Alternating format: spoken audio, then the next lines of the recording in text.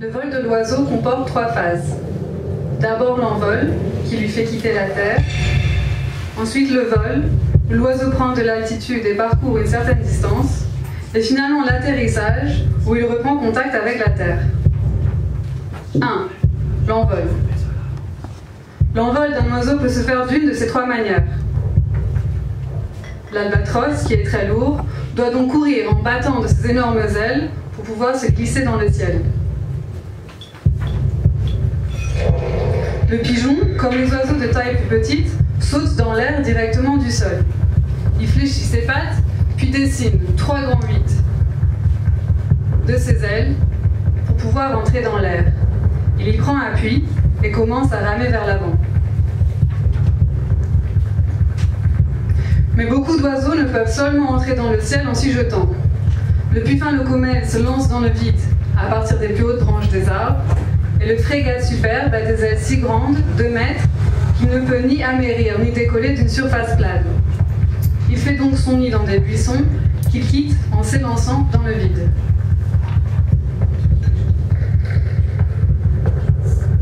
Pour survivre, les jeunes oiseaux doivent apprendre à voler et donc s'entraîner. Pendant leurs derniers jours dans le nid, ils battent longuement des ailes pour renforcer leurs muscles pectoraux. Après quelques jours ou quelques semaines de pratique et d'imitation des adultes, ils pourront s'envoler.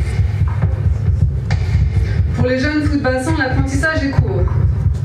Après avoir été intensément nourris, au point d'être 2 fois plus gros que leurs parents, ils sont abandonnés. Poussés par la faim, ils s'approchent de la mer et tentent quelques premiers battements. Bientôt, une foule d'adolescents footbassants est en train de battre l'air avec des degrés différents de coordination.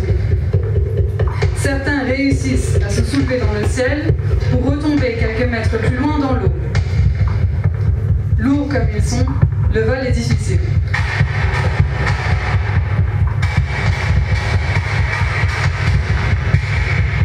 C'est alors que ceux qui sont encore sur les rochers regardent, tandis que ceux qui flottent sur la mer se font déchirer et avaler par des phoques cachés sous les vagues. Pour le footbassin,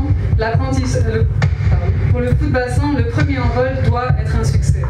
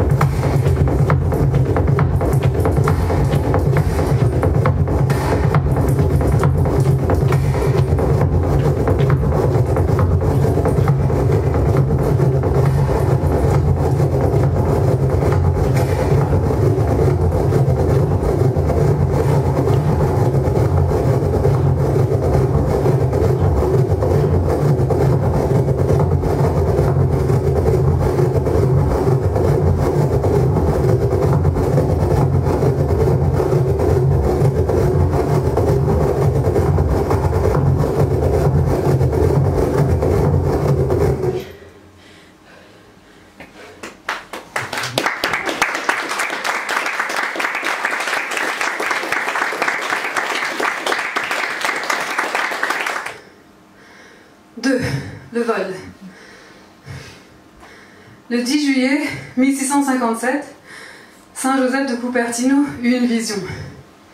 Il tomba en extase et vola 30 mètres jusqu'à un amandier, où il resta à genoux une demi-heure sur une branche qui oscillait comme si un oiseau eût été posé dessus. Saint Cupertino lévita 70 fois. Louise de Mantoue, elle, lévita durant 3 jours. Colette de Corbie se perdait à la vue, tellement elle allait haut quand elle lévitait. Et Sainte Christine l'Admirable fuyait toute société, se réfugiant sur les arbres, au sommet des tours et des églises. On dit qu'elle se suspendait aux branches les plus minces, avec la légèreté d'un oiseau. On peut distinguer 4 grandes catégories de vol.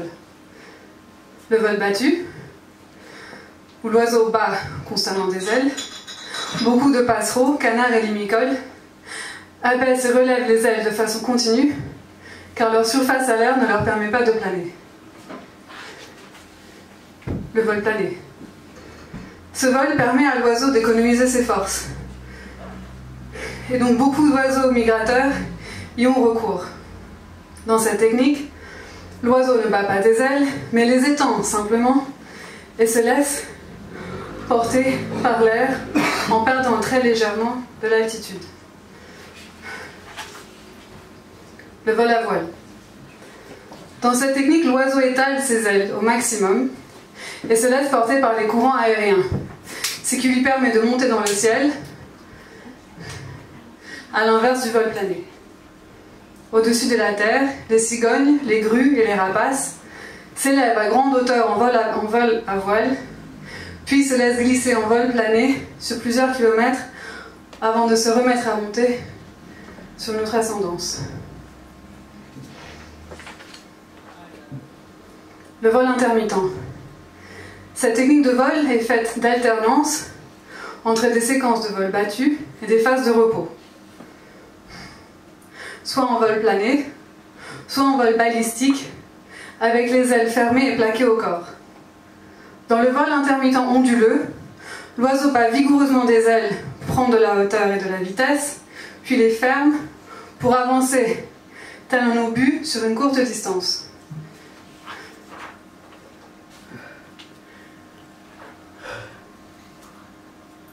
C'est entre ciel et terre que le martinet noir mange, boit et dort. C'est même là qu'ils s'accouplent. Dans les airs, le mâle s'accroche au dos de la femelle et ainsi unis, les deux font pendant quelques secondes un vol plané qui leur fait perdre un peu d'altitude. Le soir venu, ils montent parfois à presque 2000 mètres d'altitude et se laissent flotter dans le vent, les ailes étendues, ne les faisant battre que de temps à autre. On pense que c'est pendant ces montées que le martinet dort.